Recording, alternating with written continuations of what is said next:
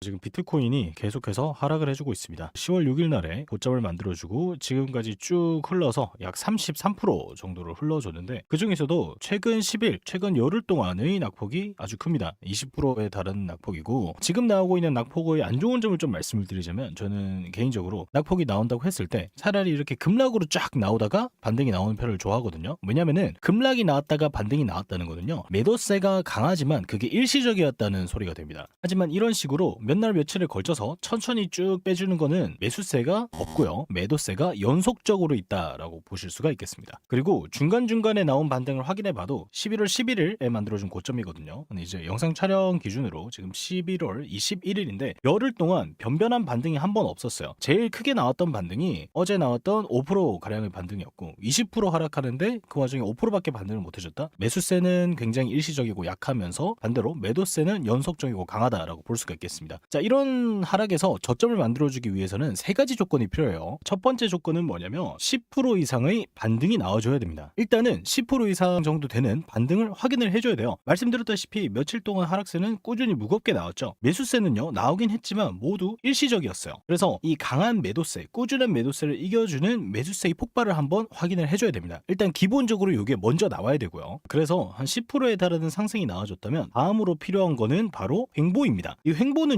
뭐를 의미하냐면 요때 나왔던 매수세가 일시적이지 않다는 걸 의미를 하는 거예요. 만약에 요때 나왔던 매수세가 일시적이고 매도세가 계속 지속이 된다면은 당연히 이렇게 빠져버리게 되겠죠. 하지만 매수세가 계속해서 꾸준히 나오고 있을 경우에 이렇게 횡보세를 보여주게 됩니다. 그래서 두 번째 조건은 바로 급등 이후에 횡보가 나와줘야 된다라는 점이고요. 그 다음에 저점이 형성되기 위한 마지막 조건은 바로 이런 식으로 이전에 만들어줬던 저점을 위협하는 이탈 페이크 혹은 트랩 움직임이 있어야 합니다. 그러니까 이때 저점을 만들어줄 수 있는 힘을 확인한다면 이때는요 저점을 본격적으로 만들어주기 위한 시장을 흔드는 움직임, 멘탈을 터트리는 움직임이 나와줘야 비로소 저점이 형성이 될 수가 있다는 거죠. 반등에 이런 조건들이 필요한 이유는요 이렇게 꾸준히 거의 한 달에 걸쳐서 나왔던 꾸준한 매도세가 한순간에 바로 매수세로 바뀌기는 거의 불가능에 가깝기 때문입니다. 특히나 이렇게 매도세가 꾸준하고 심리가 안 좋은 장에서는 더더욱 그렇고요. 물론 이 모든 움직임들이 이 자리에서 나온다는 뜻은 아니에요. 왜냐하면은 아무래도 하락세가 세기 때문에 아직 낙폭이 조금 남았다고 보고 있고 그러면은 과연 어떤 자리에서 반등이 좀 나올 수 있을지를 한번 보도록 하겠습니다. 일단 단기적으로 하락의 브레이크가 걸려줄 수 있는 자리는 바로 84K에서 85K 사이, 여기 이제 빨간색 블럭인데요. 이 자리에 우선 근소하게 안 닿아줬지만 어느 정도 근처까지는 와준 그림이죠. 충분히 반등이 나와줄 수 있을 것으로 보이고 개인적으로는 여기를 깨주게 되면 앞자리 7을 보기 때문에 이 자리 근처에서 단기 바닥이라도 형성해주고 한 10%가량 반등이 나와줘야 반등을 위한 추세 전환을 위한 포석이 깔리는 게 아닌가 하는 생각이 듭니다. 물론 이제 이 자리를 이탈해주면은 볼 자리는요 78K 중단 라인이고요. 이 자리는 올해 4월부터 시작된 상승폭이 시작된 자리이고요. 그거의 시작점이기 때문에 어떻게 보면은 추세가 이어지는 자리, 요 추세가 이어지는 자리라고 볼 수가 있겠습니다. 이 자리 깨주면은 이제 좀 심각해지기 때문에 여기는 어떻게든 반등이 한 번씩은 나와줄 수밖에 없는 자리라고 생각을 하고 있어요. 그러면 이제 여러분들이 신경 써야 하는 거는 두 가지죠. 첫 번째는 제가 말씀드렸던 자리에서 반등이 나와주는지, 그 다음에 두 번째는요 제가 만들어준 형태가 나와주는지인데요. 최근 저점을 만들어줄 때 절대 그냥 만들어주지 않죠. 시장이 아무래도 유동성이 좀 많이 안 들어오는 시장이에요, 비트코인으로. 그러다 보니까 낚시 움직임, 유동성, 스탑 헌팅 움직임이 많이 등장을 하고 있습니다. 이런 식으로 저점을 만들어주고 이탈을 하고, 저점을 만들어주고 이탈을 하고 비로소 저점이 만들어주는 찐저점이 만들어지는 경우가 많이 나왔었고요. 그 다음에 이 기간도 하루 이틀 정도를 짧지 않고 정말 몇 달에 걸쳐서 일어나는 경우도 많았습니다. 그렇기 때문에 지금 당장 이렇게 짧게 반등이 나오면서 추세가 전환되는 거는 기대하기 힘들다라고 한 번 더 말씀을 드릴 수가 있겠습니다. 또 이제 저점이 쉽사리 만들어지지 않을 것 같다는 근거가 하나 더 있는데, 지금 보이시는 차트는 뭐냐면요, 와이코프 메소드라는 차트인데 시장을 주도하는 세력들이 어떻게 사람들의 심리를 흔들고 움직임을 만들어내는지를 도식화시킨 움직임이라고 보시면 됩니다. 그런데 보시면 지금 나온 고점의 형태와 굉장히 소름 돋게 유사한 모습을 볼 수가 있다, 그죠? 보통 이렇게 나왔을 때는요 시장에 있는 사람들 심리를 크게 흔들고 페이크 움직임이 많이 나오는 경우가 많거든요. 이런 움직임이 고점에서 나온 마당에 단기 중기 저점을 만들어 준다고 할 때 움직임이 정직하게 쉽게 나올 것 같지는 않다는 게 제 생각입니다. 이더리움도 잠깐 한번 보고 가자면은 일단은 지금 하락세는 조금 멈출 기미가 보이고 있습니다. 왜냐하면은 여기가 중요한 이더리움의 구간이거든요. 과거에 상승 도중에 이